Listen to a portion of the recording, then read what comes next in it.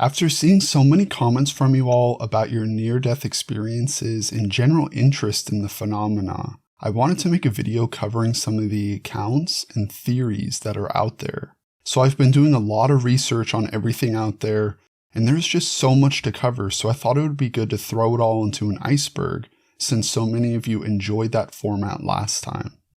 For anyone that doesn't know, near-death experiences are what they sound like. Experiences taking place on the brink of death, oftentimes even when there is zero brain activity, and recounted by a person after recovery, typically an out-of-body experience or a vision of a tunnel of light, but there are a lot of other accounts that we'll cover as well. There are a lot of theories on the spiritual side of things to try to explain what is going on, but there is a surprisingly large amount of real science in the field as well.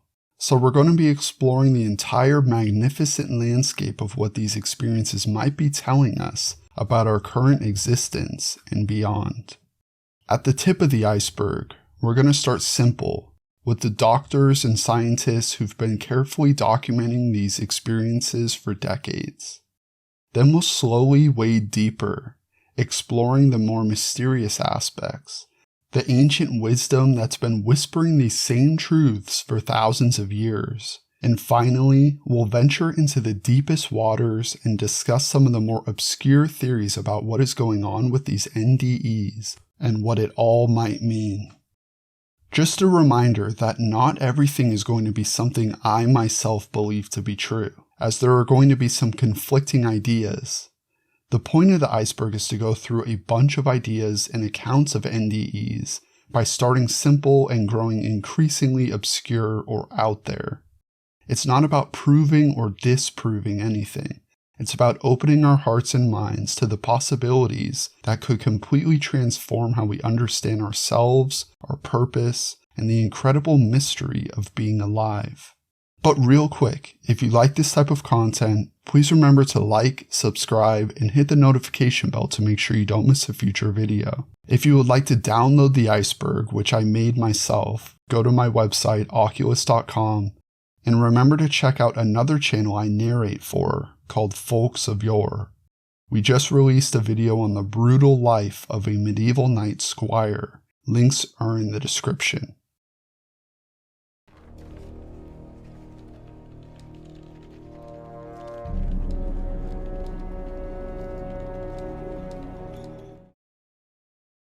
Alright, starting off at the surface level, let's start our journey where most serious NDE research began, in hospitals and universities with doctors who couldn't ignore what they were seeing.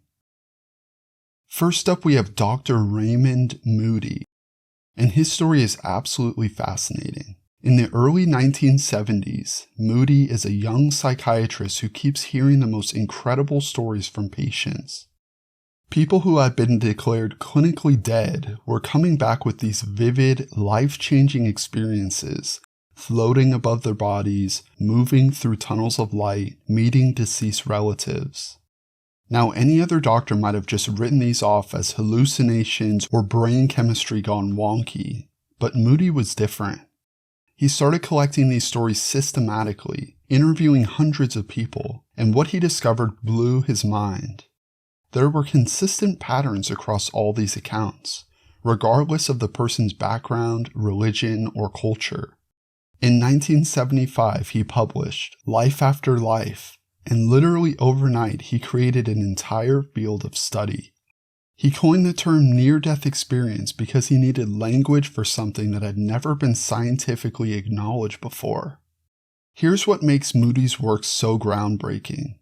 He wasn't trying to prove life after death or push any religious agenda. He was simply documenting what people were reporting and asking, what the hell is going on here? His book became a massive bestseller because suddenly, millions of people realized they weren't alone.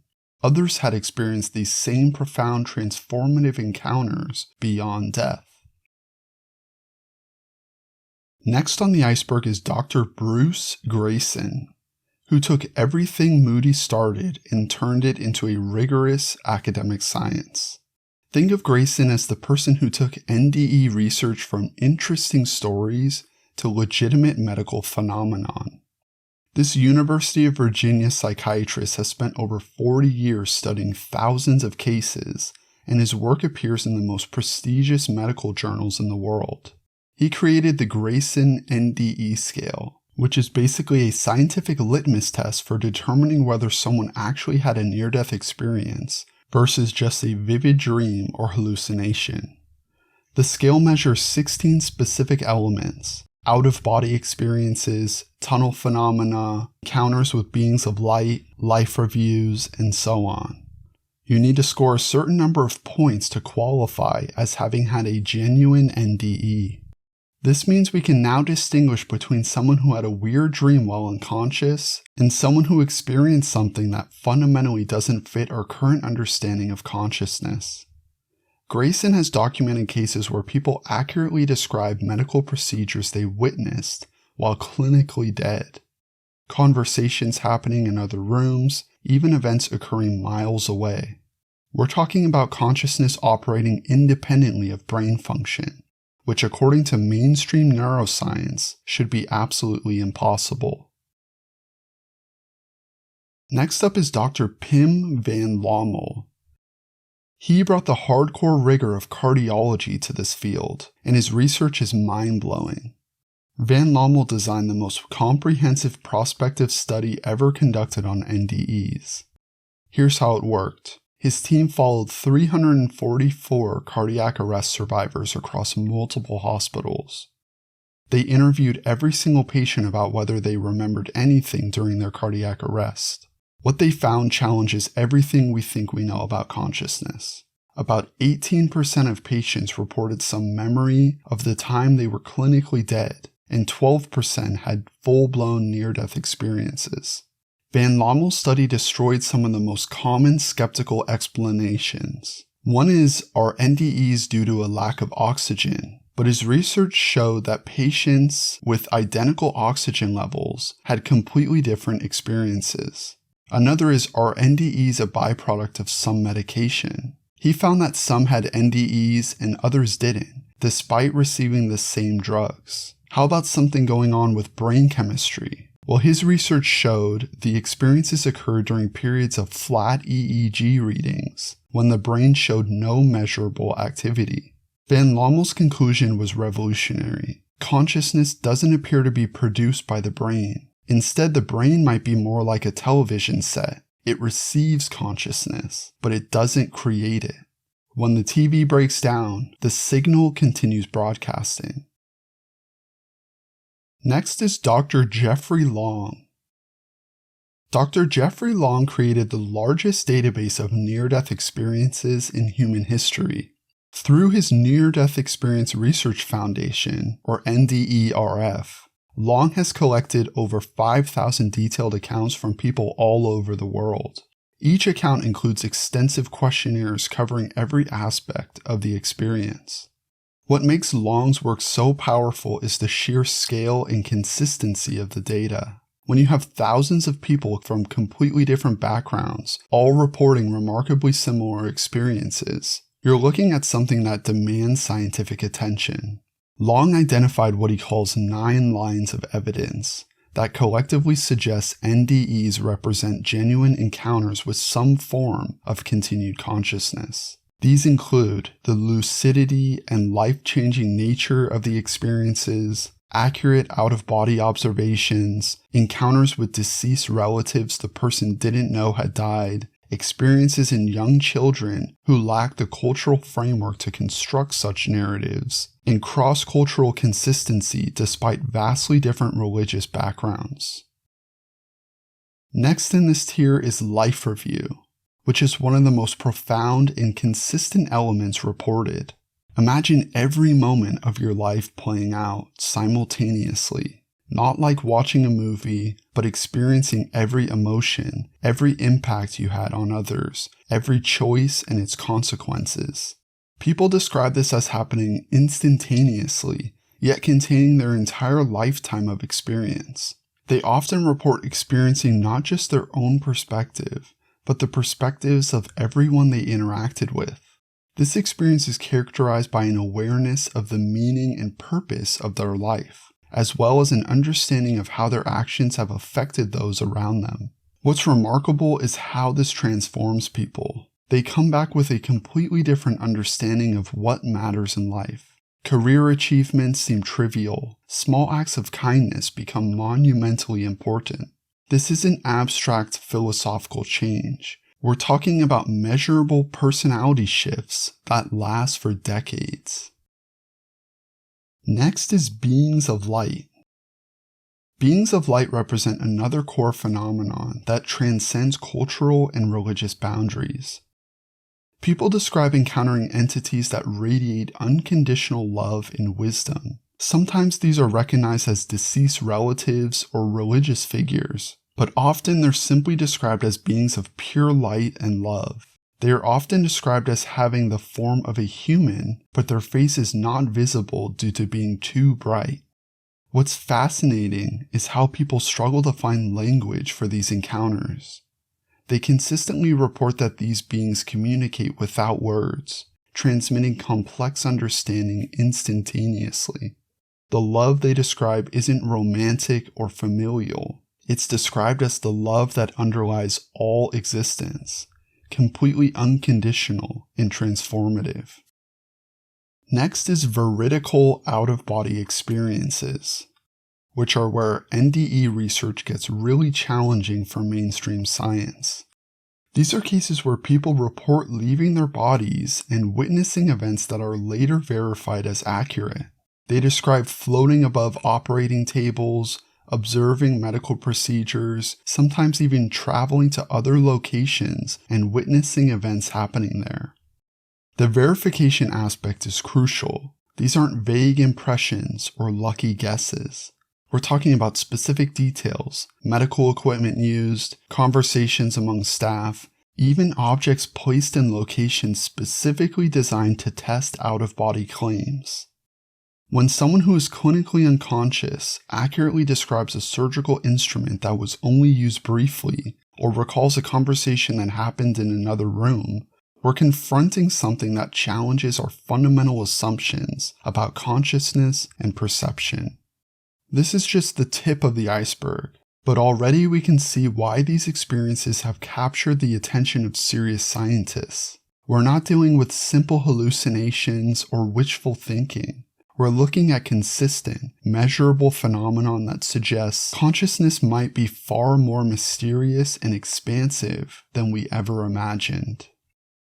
Now we're moving beyond the foundational research into some of the most compelling and controversial cases in NDE literature. This is where the phenomenon starts revealing layers that challenge not just our understanding of consciousness, but our entire worldview. First on this tier is called Maria's Shoe, which is probably the most famous evidential case in NDE research, and for good reason. It's the kind of story that makes even hardcore skeptics pause and scratch their heads. Picture this: Seattle's Harborview Medical Center, 1977. A migrant worker named Maria suffers a massive heart attack and is rushed to the emergency room. During her cardiac arrest, she has a classic near-death experience: the tunnel, the light, the life review, all of it. But here's where it gets interesting. Maria tells her social worker, Kimberly Clark, that during her out-of-body experience, she floated outside the hospital building and saw something impossible to see from inside: a single tennis shoe sitting on a ledge on the north side of the building, 3rd floor. She described it in incredible detail. It was a man's shoe, dark blue, with a worn little toe area, and a shoelace tucked under the heel. Now, Clark could have just dismissed this as a hallucination, but something about Maria's certainty compelled her to investigate. She went to the 3rd floor, looked out every window on the north side, and initially saw nothing. But then, craning her neck at an impossible angle from one specific window, she spotted it, exactly as Maria had described: a dark blue tennis shoe, worn toe, shoelace tucked under the heel. Here's what makes this case so powerful. There was no way Maria could have known about that shoe from normal means. She was a migrant worker who had never been to that hospital before. The shoe was visible only from one window, at an angle that required you to press your face against the glass and crane your neck. Yet she described it with perfect accuracy while she was clinically unconscious in the emergency room. Next up is the AWARE studies. They represent the most ambitious attempt to scientifically validate these out-of-body claims. AWARE stands for Awareness During Resuscitation. Dr. Sam Parnia, a critical care physician, designed these studies around a simple but brilliant idea. If people really do leave their bodies during cardiac arrest, they should be able to see things placed specifically for them to observe. Hospitals participating in this study place images or symbols on high shelves near the ceiling, positioned so they're only visible from above, not from the patient's bed. The idea is that if someone truly has an out-of-body experience and floats near the ceiling, as most NDEs report, they should be able to describe these hidden images when they're resuscitated. AWARE 1 followed over 2,000 cardiac arrest patients across multiple hospitals. While the study didn't capture the definitive smoking gun evidence researchers hoped for, it revealed something equally fascinating. The study confirmed that consciousness can persist during periods when the brain shows no measurable activity. Patients reported detailed, lucid experiences during times when their EEGs were flat. AWARE 2, currently ongoing, has expanded the scope and refined the methodology. Early reports suggest that they're getting closer to capturing that elusive moment where someone accurately describes a hidden image they could have only seen from an out-of-body experience. Next up is Pam Reynolds. Now this case is absolutely extraordinary, and it's been called the smoking gun of NDE research for good reason. Imagine this scenario: a 35-year-old musician with a life-threatening brain aneurysm deep in her brainstem. The only way to operate safely was to use a procedure called hypothermic cardiac standstill. Essentially, they had to kill her. Here's what happened. Surgeons temporarily stopped Pam's blood circulation and lowered her body temperature to 60 degrees Fahrenheit. Her brain showed no electrical activity. She was as close to dead as you can get while still having a chance of coming back. During this procedure, her eyes were taped shut. Molded speakers were placed in her ears playing loud clicking sounds to monitor brainstem function, and she was under deep anesthesia. Yet Pam reported a detailed out-of-body experience that began when the surgeon started using a bone saw on her skull.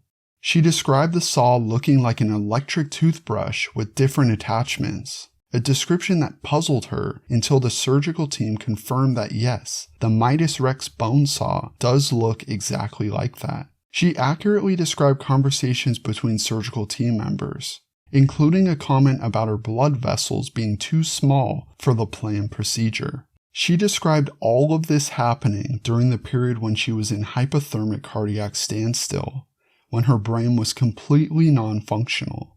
According to everything we know about neuroscience, she should have had no consciousness, no memory formation, nothing. Yet she came back with detailed, accurate observations of events that occurred while she was, by every medical definition, dead. Next up is religious figures and council of elders. These encounters represent some of the most profound and transformative aspects of NDEs. People report meeting beings they identify as Jesus, Buddha, angels, or deceased spiritual teachers. But equally common are encounters with a group of wise, loving beings, often called a council of elders, who seem to serve as guides or teachers during the experience. What's fascinating is how these encounters transcend religious boundaries. Atheists report meeting Jesus, Christians encounter Buddha, people raised in one tradition often meet figures from completely different spiritual paths. The beings themselves seem less concerned with religious doctrine and more focused on universal principles of love, compassion, and spiritual growth. These councils often serve as the setting for life reviews, helping the person understand the spiritual significance of their earthly experiences. People consistently report that these beings communicate through direct transmission of knowledge, rather than words, and that their love is completely unconditional. They don't judge, they simply help the person understand their life's lessons. Next is transformational aftereffects. Transformational aftereffects might be the most important aspect of NDEs from a practical standpoint. We're not just talking about people having interesting experiences. We're talking about fundamental personality changes that last for decades and can be measured scientifically. Studies show that NDEers undergo profound psychological transformations. They become less materialistic and more spiritually oriented, less afraid of death, more compassionate and loving toward others. They sometimes report enhanced psychic abilities, greater environmental consciousness, and a sense of having a specific mission or purpose in life. These aren't subtle changes. Family members often describe the person as fundamentally different after their NDE. Career priorities shift dramatically. Relationships are approached with greater depth and authenticity. The interesting thing is that these changes appear to be permanent and positive. Long-term follow-up studies show that decades later, NDEers maintain these transformed perspectives and values. Next, we have crisis apparitions, which add another layer of mystery to the death-related phenomena. These are cases where dying or recently deceased people appear to living loved ones that are not around the person at the moment of death, often to people who have no knowledge that the person was dying. The classic example is someone suddenly seeing a deceased relative or friend, only to learn that that person died at that exact moment. What makes these cases compelling is their evidential nature. People receive information they couldn't have known through normal means. A mother suddenly sees her son who died in combat halfway around the world, appearing to her at the exact time of his death. A husband briefly sees his wife after she dies unexpectedly in a hospital, even though he was hundreds of miles away and unaware of her condition. These apparitions often seem connected to NDEs. The dying person may report during their experience that they're going to visit loved ones to say goodbye. It's as if consciousness, liberated from physical constraints, can travel instantaneously across any distance to maintain connection with those we love. Next on the list is terminal lucidity. Imagine someone with advanced Alzheimer's disease who hasn't recognized family members in years suddenly becomes completely lucid and aware in their final days or hours. They speak clearly, remember their loved ones, and often display a profound sense of peace and readiness for death. From a medical standpoint, this should be impossible. These patients have massive brain damage, neurons are dead, neural pathways are destroyed. According to materialist neuroscience, consciousness should be severely impaired or non-existent. Yet somehow, in their final moments, these people regain full awareness and cognitive function. Dr. Michael Nahm has documented numerous cases of terminal lucidity, and the phenomenon challenges our fundamental assumptions about the relationship between brain and consciousness. If consciousness is purely a product of brain function, how can someone with severe brain damage suddenly become completely lucid? It's as if consciousness exists independently of brain structure and can manifest clearly even when the physical organ is severely compromised. These cases often include profound spiritual experiences. Patients speak of seeing deceased loved ones, describe beautiful landscapes, or express deep spiritual insights. Family members consistently report that their loved ones seem to be experiencing something transcendent and meaningful in those final moments of clarity. We're moving beyond interesting anecdotal accounts into territory that suggests consciousness might be far more independent of brain function than we ever imagined. The implications are staggering. If consciousness can operate independently of the brain, if it can access information through non-physical means, if it can travel beyond the confines of the body, then everything we think we know about the nature of reality might need serious revision. Next, we have blind NDEs. The study of near-death experiences in blind individuals represents one of the most compelling challenges to materialist explanations of consciousness. Research involving 31 blind respondents found that blind persons, including those blind from birth, do report classic NDEs similar to those of sighted persons, with the great preponderance claiming to see during their experiences. The largest systematic study was conducted by Dr. Kenneth Ring, which included 14 individuals who were blind from birth, with 9 of them describing detailed visual experiences during their NDEs. These aren't vague impressions, but specific, detailed visual accounts that match the classical elements of NDEs reported by sighted individuals. Perhaps the most famous case is that of Vicky Noratuk, who had been blind since birth but reported clear visual perception during her NDE following a car accident. She described seeing the emergency room procedures and later experienced vivid sight in a heavenly environment where she could see deceased friends. Another documented case involved a 5-year-old blind girl named Marta who nearly drowned. During her NDE, she reported that a beautiful lady dressed in bright white light pulled her out, and she was able to see and travel around the lake. These accounts are particularly striking because they involve individuals who have never had any visual experience to draw upon for constructing such detailed visual narratives. What makes these cases scientifically significant is that occasionally, claims of visually based knowledge that could not have been obtained by normal means can be independently corroborated. These individuals who have never seen more than shadows suddenly report observing resuscitation efforts, deceased loved ones, and more, with details that can be verified. This phenomenon is particularly difficult to reconcile with known neuroscience, as it's well established that people who gain sight for the first time or after long periods of blindness typically have great difficulty comprehending visual images. The visual experiences reported by blind NDEers are often described as different from normal everyday vision and frequently characterized as supernormal. Researchers Kenneth Ring and Sharon Cooper term this unique form of perception mind sight. Not ordinary sight, but rather a kind of transcendental awareness that involves deep awareness and a profound ability to know. This suggests that whatever mechanism allows for visual perception during NDEs may operate through entirely different neurological processes than normal vision, or potentially through non-neurological means altogether. Next, we have enhanced consciousness.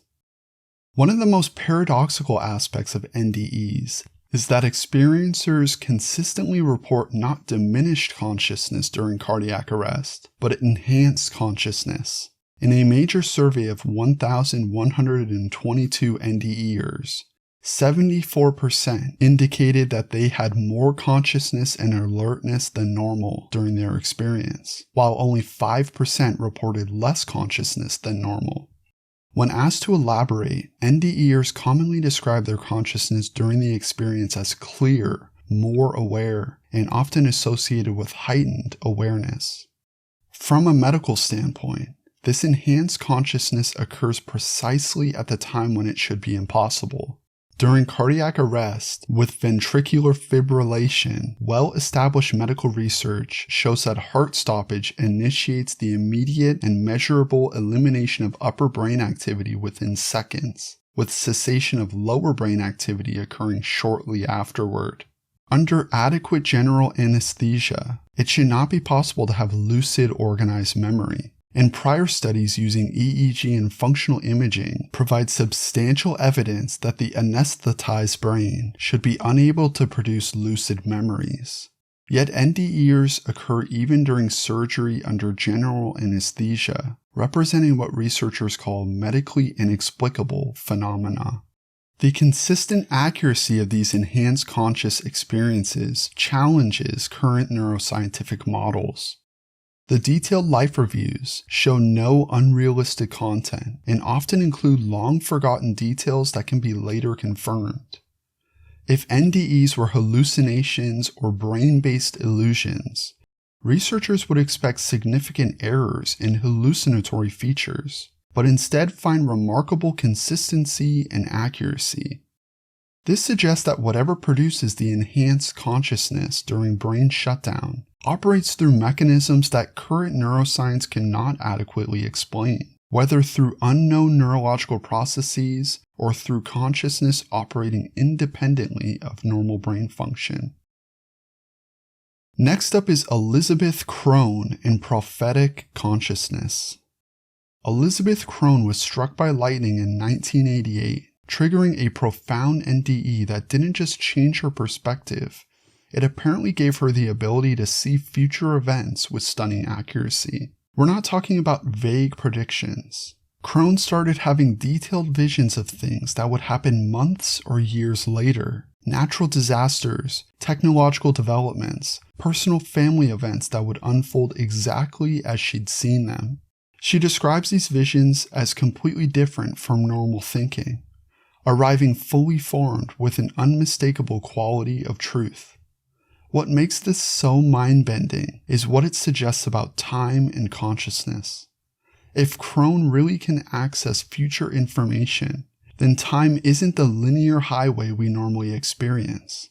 It's more like consciousness usually drives down that highway seeing only what's ahead, but her NDE gave her the ability to occasionally rise above and see the entire route stretched out below. Crone's experiences also raise profound questions about free will and destiny. If she can see future events, does that mean they're predetermined? Or is she seeing the most probable outcomes based on current trajectories, outcomes that could still be changed by conscious choice and action? Some of her visions have involved warnings about potential disasters, suggesting that the future might be somewhat malleable rather than completely fixed. This prophetic ability seems to be a relatively common after-effect of profound NDEs. Many experiencers report enhanced intuitive abilities or precognitive experiences, as if the NDE creates permanent rewiring that allows consciousness to operate partially outside its normal constraints. If people like Crone can access future information, then consciousness isn't confined to the brain or the present moment. It suggests that awareness might exist outside of time altogether, only appearing time-bound because of the limitations of physical existence. Modern NDEers might be providing contemporary evidence for ancient mystical teachings that time is an illusion and all moments exist simultaneously in an eternal now. Now we're entering the realm where things get really interesting and really heated. This is where the scientific establishment starts getting uncomfortable, where skeptics sharpen their knives, and where the mystery of consciousness collides head-on with our deepest assumptions about reality.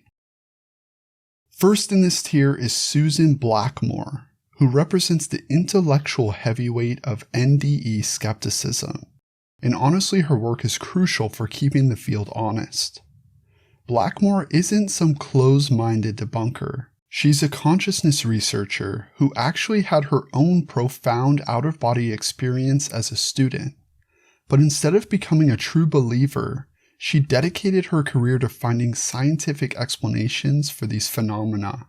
Here's what makes Blackmore so compelling. She doesn't dismiss NDEs as nonsense. Instead, she argues that they're fascinating windows into how consciousness works under extreme conditions. Her dying brain hypothesis suggests that as the brain shuts down, it creates these profound experiences through a combination of oxygen deprivation, endorphin release, and the brain's attempt to make sense of chaotic neural firing. Your brain is a complex symphony orchestra. When the conductor, oxygen, starts disappearing, the musicians don't stop all at once. They create this wild, beautiful cacophony as different sections shut down at different rates. Blackmore argues that this neurological chaos, combined with our brain's incredible pattern-making abilities, create experiences that feel absolutely real and profoundly meaningful. What's honest about Blackmore's approach is that she acknowledges the transformative power of these experiences while maintaining that they don't require supernatural explanations. She's essentially saying, look, your brain is capable of creating the most incredible experiences imaginable. Isn't that amazing enough? Next is the skeptical challenge. This one goes far beyond just Blackmore, and it's worth taking seriously because science progresses through rigorous challenges and debate. The core skeptical arguments are actually pretty reasonable when you think about them. First, there's the expectation hypothesis, the idea that people have NDEs because they expect to have them. We're all culturally primed with images of tunnels of light and life reviews from movies, books, and religious teachings. Maybe when people approach death, their brains construct experiences that match these cultural expectations. Then there's the false memory problem. Most NDE accounts are reported hours, days, or even years after the experience. We know that memory is incredibly unreliable, especially under traumatic conditions. Could people be unconsciously embellishing or reconstructing their experiences to match what they think an NDE should be like? The skeptics also point to the selection bias issue. We hear about the profound, transformative NDEs, but what about all the people who are clinically dead and remember absolutely nothing? Are we focusing on the dramatic cases while ignoring the majority of people who simply experience unconsciousness? These are legitimate scientific concerns, and they keep researchers honest. But here's where it gets interesting. Many of these skeptical explanations start to crack under the weight of new evidence. Next is the DMT-ketamine hypothesis, which is probably the most sophisticated attempt to explain NDEs through brain chemistry, and it's worth understanding because it reveals something fascinating about consciousness itself. DMT, dimethyltryptamine, is often called the spirit molecule because it produces experiences that are remarkably similar to NDEs. Out-of-body states, encounters with entities, profound spiritual insights, and the sense of accessing higher dimensions of reality. Some researchers theorize that the brain naturally produces DMT during extreme stress, like near-death situations, and that this accounts for the NDE phenomena, though there hasn't been much evidence yet in real human brains to support this claim. Dr. Rick Strassman's research with DMT volunteers produced some mind-blowing results. People reported traveling to other dimensions, meeting intelligent beings, and receiving profound spiritual teachings, all while lying on a hospital bed with DMT coursing through their veins. The experiences were so real and meaningful that many participants described them as more significant than anything in their ordinary lives. Similarly, ketamine, an anesthetic that blocks certain brain receptors, can produce out-of-body experiences and tunnel phenomena that closely resemble NDEs. Some researchers argue that the brain naturally produces ketamine-like compounds during trauma, creating these transcendent experiences. Even if DMT or natural brain chemicals are involved in NDEs, does that actually explain them away? Think about it. If your brain has the capacity to naturally produce the most profound spiritual experiences imaginable, what does that tell us about the nature of consciousness itself? Maybe these chemicals aren't creating illusions. Maybe they're allowing us to access aspects of reality that are normally filtered out by our everyday awareness. Next up is aliens and NDEs. A significant number of NDEers report encounters with beings that don't fit traditional religious or spiritual categories. These entities are often described as advanced, non-human intelligences, sometimes resembling the classic gray aliens of UFO lore, other times appearing as beings of pure light and energy.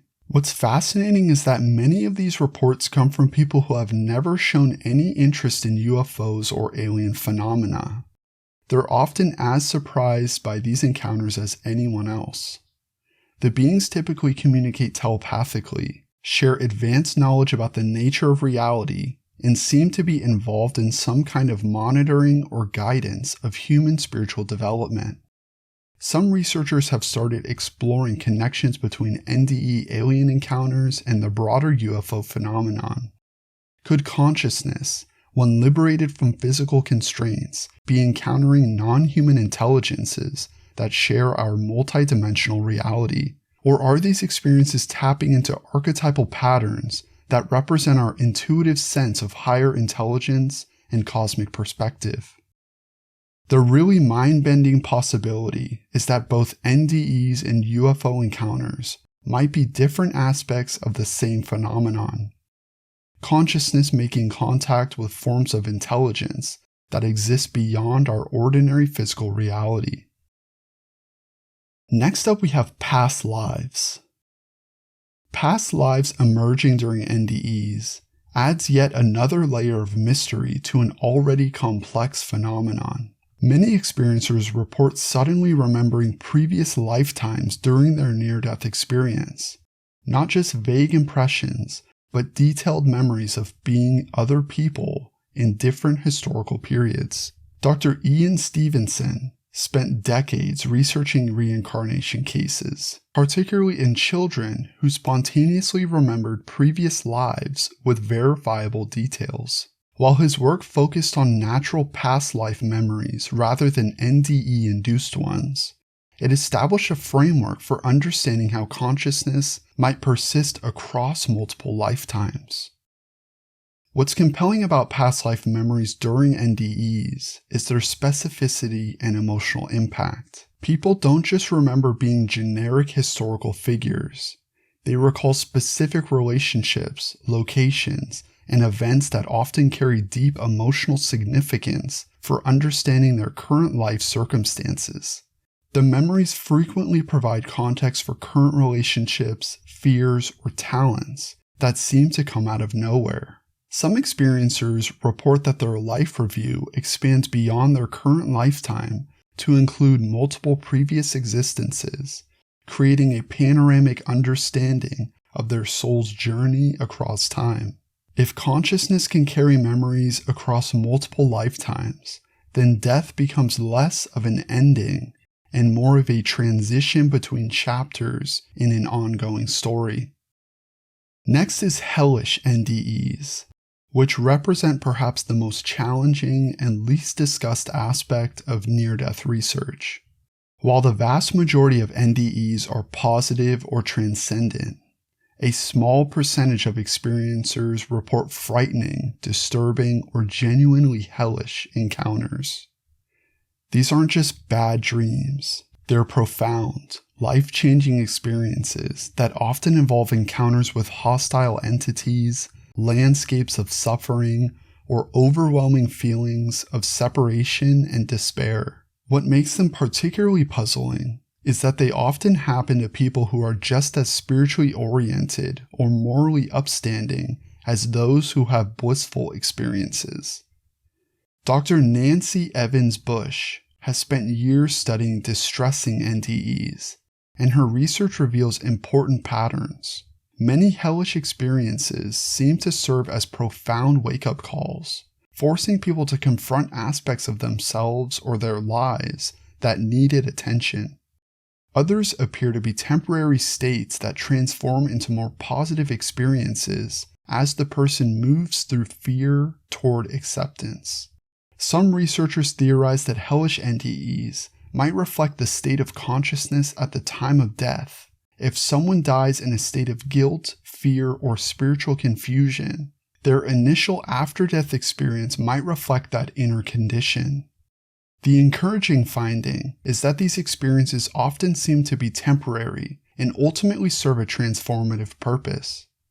What's particularly intriguing is that many people who have hellish NDEs report that the experience, despite being terrifying, ultimately had a positive impact on their lives. They often develop greater compassion for others' suffering, deeper spiritual understanding, and a more nuanced view of reality that includes both light and shadow. Now we're diving into the deep end, where near-death experiences stop becoming just medical curiosities and start challenging everything we think we know about reality itself.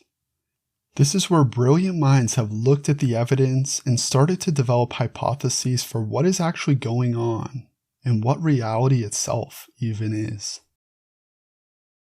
First up in this tier is Bernardo Kastrup, who is absolutely revolutionizing how we think about consciousness, and his work feels like it was made for understanding NDEs. What if everything we've been taught about reality is backwards? What if consciousness isn't something the brain produces, but rather something fundamental that the brain tunes into? Kastrup calls this analytical idealism, and it's beautifully simple once you grasp it. Think of reality like a vast ocean of consciousness, what he calls mind at large. Your individual brain isn't creating your awareness. It's more like a whirlpool in that ocean, a temporary pattern that gives you the illusion of being separate from the whole. Here's how it relates to NDEs. If consciousness is fundamental and brains are just receivers or filters, then it makes perfect sense that consciousness could continue when the brain shuts down. It's like unplugging a radio. The radio waves don't just disappear because your receiver stopped working. Kastrup's model actually predicts exactly what NDEers report: expanded awareness, access to information beyond normal sensory limits, and the sense of connecting with something vast and universal. What I love about Kastrup's approach is how it makes mystical experiences scientifically respectable. He's not asking us to abandon reason. He's showing that reason itself points towards consciousness being the foundation of reality, not some accident of brain chemistry. Next is Donald Hoffman, who comes at this from a completely different angle, but arrives at equally fascinating conclusions. His interface theory of perception suggests that everything we think we know about the physical world is basically an elaborate user interface, like the desktop on your computer. Think about it this way. When you click on a file icon on your computer screen, you're not actually interacting with the file itself. You're interacting with a simplified representation that your computer creates so that you can navigate an incredibly complex system. Hoffman argues that our entire perception of physical reality works the same way. Your brain creates this interface of objects in space and time, not because that's what reality actually looks like, but because it's a useful way to navigate whatever reality actually is. Colors, shapes, even space and time themselves might be interface elements rather than fundamental features of reality. For NDEs, this is huge. If physical reality is just an interface, then stepping outside that interface during near-death states would give you access to whatever reality actually is beyond the user-friendly version your brain normally shows you. The otherworldly landscapes, the timeless quality, the sense of accessing ultimate truth.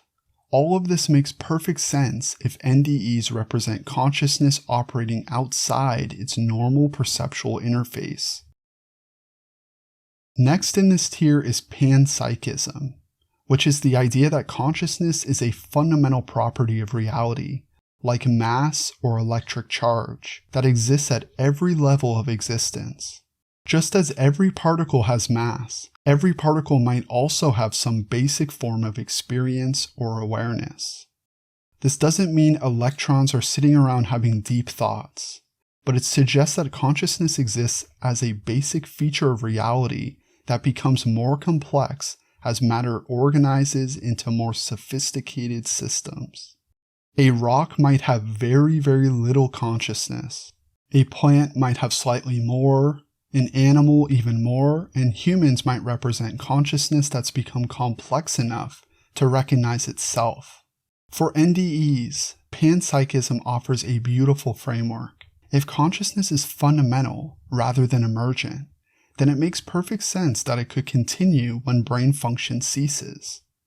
This supports the earlier ideas from Kastrup and Hoffman that the brain might be more like an amplifier or focusing device for consciousness rather than its creator. What's exciting is that panpsychism is gaining serious attention from mainstream philosophers and scientists. It solves what's called the hard problem of consciousness, how subjective experiences arise from objective matter, by suggesting that the subjectivity is built into the fabric of reality itself. Now we have orchestrated objective reduction, or ORC-OR. Now this theory, developed by legendary physicists Roger Penrose and anesthesiologist Stuart Hameroff, gets into some seriously wild quantum territory. They're basically arguing that consciousness emerges from quantum processes happening inside the microtubules of brain cells similar to panpsychism. Both ORC-OR and panpsychism are saying consciousness isn't something that magically appears when brains get complex enough. It's already there at the foundation of reality. Think of it like this. Panpsychism says that every particle has a tiny spark of awareness, like consciousness is baked into the basic ingredients of the universe. ORC-OR agrees but gets more specific about the recipe. It says that consciousness emerges when quantum processes and brain cells connect to deeper patterns of information that exist throughout reality. Both are rejecting the idea that consciousness is just a lucky accident of brain complexity. If panpsychism is true, then the possibility of quantum processes like those proposed in ORC-OR could be a mechanism for the emergence of consciousness from fundamental matter.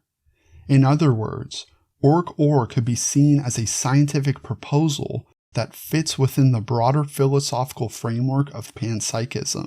Quantum systems can exist in multiple states simultaneously until something causes them to collapse into a single state. Penrose and Hameroff suggest that consciousness arises when these quantum states collapse in an organized way inside brain cells, hence orchestrated objective reduction. What's fascinating is that they propose consciousness isn't confined to the brain, but connects to fundamental information patterns in the quantum field itself. If they're right, then during NDEs, consciousness might be accessing quantum information that normally gets filtered through brain processes. This could explain how NDEers gain access to information they couldn't normally know, why they experience reality as interconnected and non-local, and why the experience feels more real than ordinary consciousness. They might literally be tapping into the quantum information structure that underlies physical reality. Next up, we have shared death experiences. A common shared death experience is someone is dying and their healthy loved ones, people who are perfectly fine physically, suddenly start experiencing elements of the person's death process. They might see beings of light, experience out-of-body states, or even participate in the dying person's life review. Dr. Raymond Moody has documented hundreds of these cases. Family members sitting at a deathbed suddenly find themselves floating above their bodies alongside the dying person. What makes shared death experiences so philosophically challenging is that they completely demolish the idea that these experiences are just brain chemistry gone haywire. If a dying brain creates hallucinations, how can healthy people with perfectly functioning brains share those same hallucinations at the exact same moment? Shared death experiences suggest that consciousness really can operate independently of individual brains, that it can be shared across multiple people, and that whatever realm NDEers access is real enough for others to experience simultaneously. We're talking about consciousness as a field phenomenon, rather than something confined to individual minds. Next is the brain filter theory, which is very similar to the ideas of Bernardo Kastrup. Instead of thinking of the brain as creating consciousness, imagine it as a filtering or reducing valve that takes infinite consciousness and focuses it down to the narrow stream of awareness you experience in ordinary life. Think of it like looking through a telescope. The telescope doesn't create the stars. It filters and focuses the vast cosmos so that you can perceive specific celestial objects. Similarly, your brain might filter infinite consciousness down to the specific awareness you need to function as a biological organism. The filter theory explains so many puzzling aspects of human experience. Why do psychedelic substances often expand awareness rather than diminish it? Because they temporarily disrupt the brain's filtering mechanism, allowing consciousness to tune into frequencies it normally blocks out. Why do people in sensory deprivation tanks often have profound spiritual experiences? Because when you remove external stimuli, the filter has less work to do and consciousness naturally expands. This theory, championed by researchers like Pim van Lommel and others, explains why brain damage typically reduces rather than enhances consciousness, while also accounting for cases where consciousness seems to expand beyond normal limits. During NDEs, the filter is temporarily removed or damaged, allowing consciousness to access its full, unfiltered scope. The beauty of this theory is that it reframes human limitations as features, not bugs. We're not cursed with limited awareness. We're blessed with a consciousness-focusing system that allows us to function effectively in physical reality while still maintaining connection to something infinitely larger than ourselves. Next up is the holographic universe. In the holographic universe, Michael Talbot presents near-death experiences as compelling evidence for his holographic model of reality. He argues that NDEs aren't just hallucinations or brain chemistry gone awry, but glimpses into the deeper nature of consciousness and reality itself. Talbot sees NDE accounts as evidence that consciousness isn't produced by the brain, but rather accesses information from what he calls the frequency domain, the underlying holographic reality. According to Talbot's interpretation, during an NDE, consciousness temporarily shifts away from identifying with the physical body and taps into this deeper level of reality where all information exists simultaneously. This explains why people often report instant access to knowledge, suddenly understanding complex spiritual or scientific concepts, life reviews that happen in extraordinary detail yet seem to occur outside of time, encounters with deceased relatives who provide information the person couldn't have known, prophetic visions of future events that sometimes prove accurate. Talbot suggests that the tunnel of light commonly reported isn't a literal tunnel, but represents consciousness moving through different frequency domains, like tuning into different radio stations. The beings of light that people encounter might be consciousness operating at these higher frequency levels. He also explores how the holographic model explains why NDEs often feel more real than real, because experiencers are accessing reality at a more fundamental level than ordinary waking consciousness, where the boundaries between self and universe dissolve. The book treats NDEs as natural phenomena that reveal the true nature of consciousness rather than supernatural events, suggesting we're all capable of accessing these deeper layers of reality under certain conditions. Next up is timeline jumping. Some experiencers report that when they return from their near-death experience, reality seems subtly different from what they remembered before dying. They might notice that family members have different memories of shared events, that historical details have changed, or that personal relationships have shifted in ways that feel fundamental rather than gradual.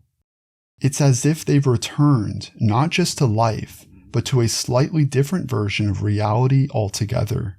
Some researchers are starting to explore whether consciousness, when operating outside normal space-time constraints during NDEs, might have the ability to select which timeline or reality version it returns to. This connects to cutting-edge physics theories about multiple dimensions and parallel realities, suggesting that consciousness might be far more powerful and creative than we ever imagined. The philosophical implications are such that if consciousness can navigate between different timelines, then death and rebirth might represent opportunities for the soul to course correct, choosing realities that better serve its spiritual development. Free will becomes not just the ability to make choices within a single timeline, but the ability to select which reality you want to participate in. What we're seeing in this philosophical territory is a complete revolution in how we understand the nature of reality itself. These aren't just abstract theories, they're attempts to make sense of documented experiences that suggest consciousness is far more fundamental, powerful, and mysterious than mainstream science has ever acknowledged. As we go deeper on the iceberg into these ancient traditions, we start realizing that modern science is just beginning to discover what mystics and sages have been teaching for thousands of years. The first on this tier is, of course, if you're a longtime fan of the channel, the Gnostic pleroma. The pleroma can be thought of as the fullness of divine reality.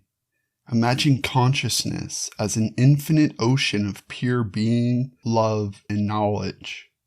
The Gnostics taught that our ordinary reality is like being trapped in a tiny bubble at the bottom of this ocean, mistaking our little bubble for the entire universe. What's fascinating is how perfectly this maps onto modern NDE accounts. When people describe returning to source or experiencing cosmic consciousness, they're essentially describing what the Gnostics called returning to the pleroma. It's not about going somewhere else. It's about remembering what you actually are when all the illusions fall away. The Gnostics understood something profound. We're not human beings trying to become spiritual. We're spiritual beings who've temporarily forgotten our true nature. Death, in this view, isn't a tragedy. It's a homecoming, a return to the fullness of what we've always been. NDEers consistently report this exact realization, the moment when they remember who they really are and wonder how they could have ever forgotten. Next up is Hermetic interconnectedness. Hermeticism gives us the beautiful, well-known principle, as above, so below, as within, so without. It sounds mystical, but it's actually describing something incredibly practical about how reality works. Think of it like a hologram. Every tiny piece contains the pattern of the whole. What the Hermetic tradition understood is that consciousness operates at multiple levels simultaneously. Your individual awareness is connected to cosmic awareness, the same way a wave is connected to the ocean. Change something at one level, and it ripples through all the others. This explains so much about what NDEers experience. When they report accessing universal knowledge or understanding how everything is connected, they're tapping into what Hermeticists have always known, that individual consciousness is inseparably linked to universal consciousness. The separation we normally feel is just an illusion created by our limited perspective. Next is the perennial philosophy, which is the recognition that underneath all the different religious traditions lies the same core truth, expressed in different cultural languages. It's like how different cultures have different words for love, but they're all pointing to the exact same fundamental human experience. Aldous Huxley popularized this idea, but mystics have always known it. Whether you're talking about Christian mystical union, Buddhist enlightenment, Hindu self-realization, Hermetic interconnectedness, or Sufi fauna, dissolution in the divine, you're describing the same essential experience. The recognition that individual consciousness and universal consciousness are not two separate things. What's beautiful about NDEs is how they consistently transcend religious boundaries. Christians meet Buddha, Muslims encounter Jesus.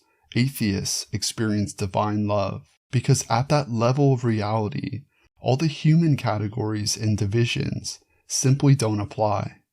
The truth that mystics have always pointed toward becomes directly experiential. Next up in this tier we have Tibetan Bardos. The Tibetan Bardos offer perhaps the most detailed map of consciousness during the death process that any culture has ever developed. The word Bardo literally means gap or intermediate state, the liminal moments between one state of being and another.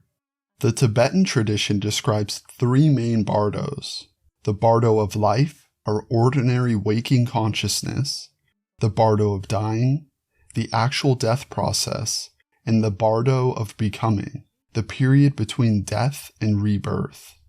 What's remarkable is how precisely these descriptions match modern NDE accounts. During the Bardo of dying, Tibetan texts describe the dissolution of the elements, earth, water, fire, air, and space, which corresponds to the medical stages of the dying process. But they also describe the emergence of clear light consciousness, encounters with peaceful and wrathful deities, and the opportunity for liberation from the cycle of death and rebirth. What the Tibetan tradition understood is that death is actually a tremendous opportunity. When the ordinary mind dissolves, what remains is pure awareness, what they call rigpa, or the nature of mind itself. If you can recognize this awareness and rest in it, you achieve liberation. If not, you're drawn back into incarnation by the force of your unresolved karma and desires. Modern NDEs often describe exactly this, a moment of choice where they could either move toward ultimate liberation or return to physical existence.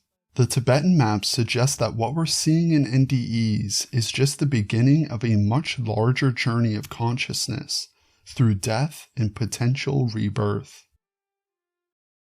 Next is Egyptian afterlife journeys, which provide another incredibly sophisticated understanding of consciousness after death. The Egyptian Book of the Dead isn't really about death at all. It's an instruction manual for navigating non-physical reality. Think of it as the world's oldest consciousness explorer's guide. The Egyptian tradition understood that consciousness survives death, but must navigate a complex landscape of challenges and opportunities. The journey through the afterlife involves encountering various deities, aspects of consciousness, passing through judgment, the life review, and ultimately achieving union with Ra, cosmic consciousness. What's striking is how many elements match modern NDE reports. The journey through different realms, encounters with beings of light, the weighing of the heart, life review, and the possibility of achieving immortal consciousness. The Egyptians spent thousands of years developing practices to prepare consciousness for this journey. Meditation, visualization, mummification, ethical living, and study of sacred texts. Next is Plato's Phaedo. This contains some of the most beautiful philosophical insights about death and consciousness ever written. For Plato, death is essentially the separation of the soul from the body, but rather than being a tragedy, it's the soul's liberation into its natural state of pure knowledge and being. Plato describes the soul as eternal and indestructible, temporarily imprisoned in physical matter, but destined to return to the realm of pure ideas and forms. This isn't just abstract philosophy. Plato is describing what he understood to be the literal truth about consciousness and its relationship to physical existence. The famous allegory of the cave is really about this same process. We're like prisoners chained in a cave, mistaking shadows on the wall for reality itself. Death is like being freed from the cave and seeing the sun for the first time. Overwhelming at first, but ultimately liberating. NDEs consistently describe this exact experience. the sense that ordinary reality is just a pale shadow of something infinitely more real and beautiful. What all these ancient traditions share is a profound understanding that consciousness is not produced by the brain, that death is a transition rather than an ending, and that what we call reality is just one level of a much more complex, multidimensional existence. They also share the understanding that this knowledge isn't just intellectual, it's meant to transform how you live. When you truly understand that consciousness is eternal, that love is the fundamental force of the universe, that all beings are interconnected at the deepest level, it changes everything. You can't help but live with more compassion, more courage, more sense of purpose and meaning. The beautiful thing is that modern NDEs are giving us direct access to these same realizations.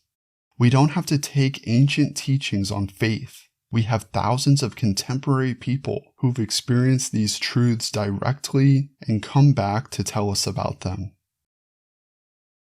Alright friends, we've reached the absolute bottom of the iceberg. These are without a doubt some wild theories, but believe them or not, they are fascinating to think about and may actually explain aspects of NDEs that nothing else can. First up on this bottom tier is soul contracts theory. This concept suggests that before incarnating on Earth, souls make agreements or plans referred to as soul contracts regarding the experiences and lessons they will encounter during their upcoming lifetime. So basically, before you were born, your soul sat down with other souls and basically planned out the major lessons and challenges of your upcoming life. Think of it like planning a really intense educational adventure. You might choose difficult parents to learn forgiveness, or select specific health challenges to develop resilience. It's not about punishment. It's about the soul choosing experiences that will help it evolve. How it relates to NDEs is that during their life review, many experiencers report suddenly understanding why certain difficult events happened in their lives. They see how their greatest challenges led to their deepest growth, how their most painful relationships taught them the most important lessons. It's like suddenly seeing the curriculum that they themselves helped design before incarnating. Some NDEers even report meeting with the same group of souls they planned their life with, what some call their soul family or spiritual planning committee. They remember choosing their parents, their major life challenges, even their approximate death date, all in service of their soul's evolution. It transforms the entire meaning of difficult experiences from random suffering to chosen opportunities for growth. Next, we have walk-in theory.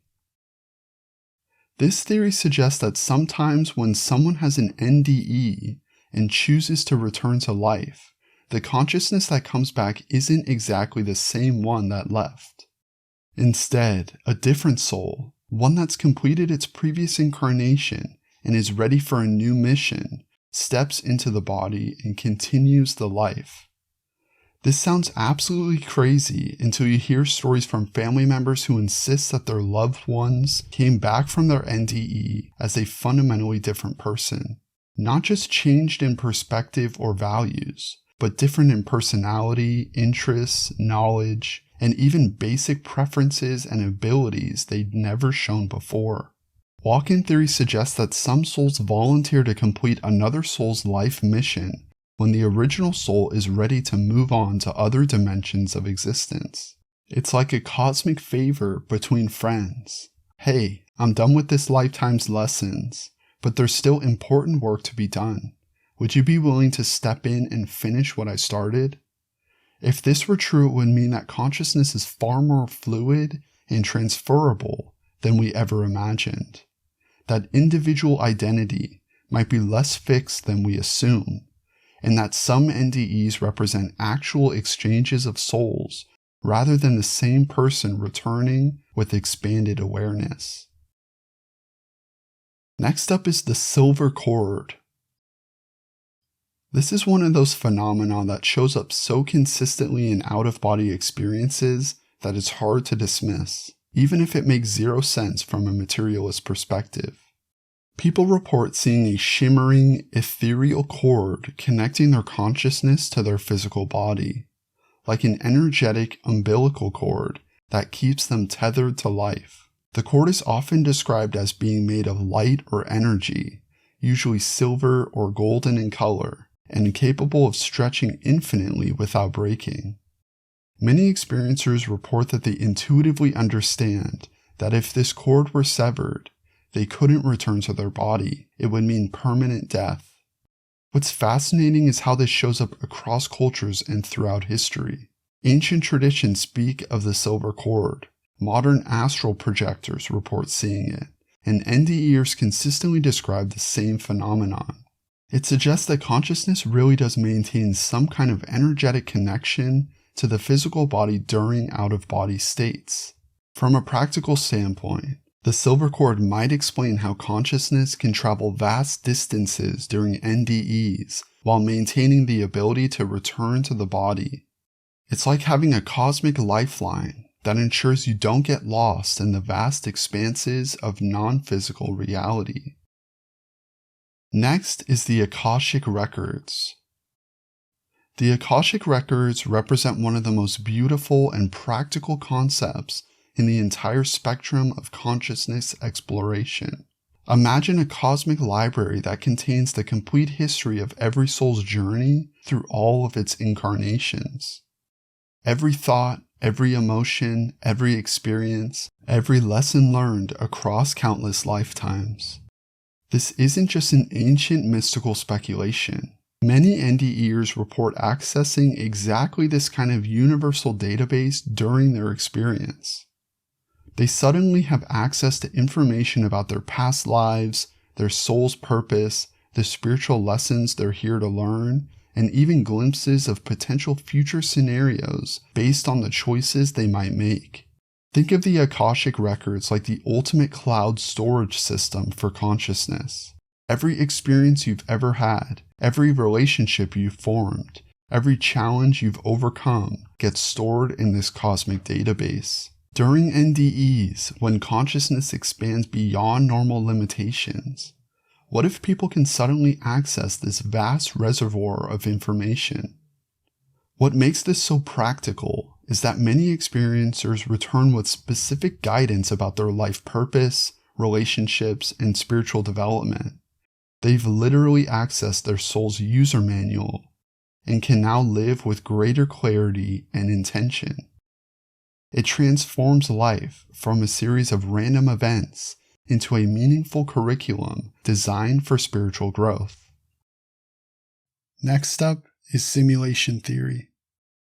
What if physical reality is actually a sophisticated virtual reality simulation, and NDEs represent moments when consciousness briefly escapes the program and glimpses the real reality beyond the simulation? I think we have all heard about simulation theory at this point, especially if you have spent any significant amount of time on the internet.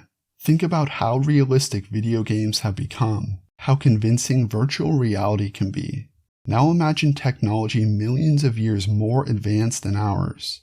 Could physical existence be the ultimate VR experience, so immersive that we completely forget we're in a simulation? Some NDEs report that during their experience, they suddenly understood that physical reality was like an incredibly sophisticated game or learning program. They could see the code underlying reality, understood how thoughts and intentions could directly modify the simulation, and realized that what we call laws of physics are really just rules programmed into this cosmic video game. This doesn't necessarily make reality less meaningful. After all, even if life is a simulation, the experiences, relationships, and growth we have within it are still real to us. But it would explain why consciousness seems to operate by completely different rules during NDEs, because it's temporarily stepping outside the simulation and accessing the broader reality in which the program is running. And lastly, we have reincarnation light trap theory. which represents the darkest interpretation of NDEs, and honestly it's the one that bothers me the most because of how it twists something so beautiful into something sinister. This theory suggests that the tunnel of light and the beings that greet us during NDEs are actually part of an elaborate deception designed to trick souls into reincarnating against their best interests. According to this perspective, the beings of light are like cosmic recruiters who use our deepest desires and attachments to manipulate us into returning to physical existence. They might show us loved ones who need us, unfinished missions that require our return, or spiritual lessons that can only be learned through physical incarnation. The theory suggests that true spiritual liberation comes from refusing the light, rejecting the being's suggestions to return, and instead choosing to explore the vast, non-physical realms beyond the reincarnation system. It's like escaping from a beautiful but ultimately confining spiritual prison. This theory suggests that the life review might be a form of spiritual programming designed to generate guilt and attachment that compels souls to return for just one more lifetime, to fix their mistakes or complete their mission. Meanwhile, the real purpose is to harvest the emotional and spiritual energy that souls generate through the struggle and suffering of physical existence. This is an extremely controversial theory that most NDE researchers reject, but it's gained traction because it addresses some puzzling aspects of the human condition.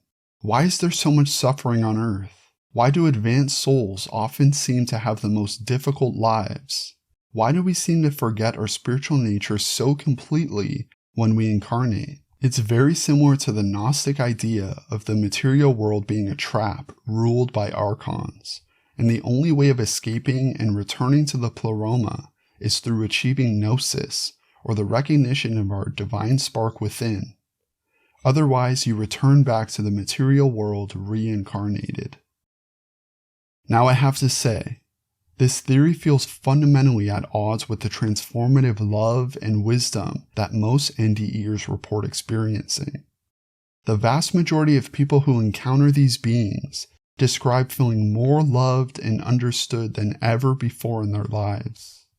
But this theory persists because it offers an explanation for why spiritual growth seems so difficult on Earth, and why even advanced souls often struggle with basic human challenges. Here's what's beautiful about exploring even these dark theories. They force us to ask deeper questions about the nature of spiritual reality. Are we approaching these experiences with enough discernment? How do we distinguish between genuine spiritual guidance and potential manipulation? What does true spiritual liberation actually look like? The truth is, we're still in the early stages of understanding consciousness and what these experiences actually represent. Whether you find these theories compelling or troubling, they're pushing us to think more deeply about the biggest questions humans ever asked. Who are we? Why are we? What happens when we die? And what does it all mean for how we should live? What's remarkable is that we've gone from simple medical curiosities to questions that stretch our understanding of reality to its absolute limits. NDEs aren't just interesting theories. They're potentially the key to unlocking the deepest mysteries of existence itself. And maybe that's exactly where we need to be. Not with easy answers, but with deeper, more beautiful questions that invite us to expand our conception of what it means to be conscious, to be alive, and to be a human in a universe far more mysterious and wonderful than we ever dared imagine. That's the complete journey through the NDE iceberg, from the solid scientific surface all the way down to the deepest, most speculative depths. What do you think? Have we covered the spectrum, or are there other mysterious territories worth exploring? Thank you so much for watching. As always, if you would like to support the channel, there are links to Ko-fi and PayPal in the description and pinned in the comments. But the easiest way to support the channel is to like the video, subscribe, and hit the notification bell so you don't miss a future video. If you would like to download the iceberg, which I made myself, go to my website oculus.com. Check out another history channel I'm involved in called Folks of Yore, We just released a video on what life was like inside a medieval castle. It's fascinating, so give it a watch. Thanks again. Until next time.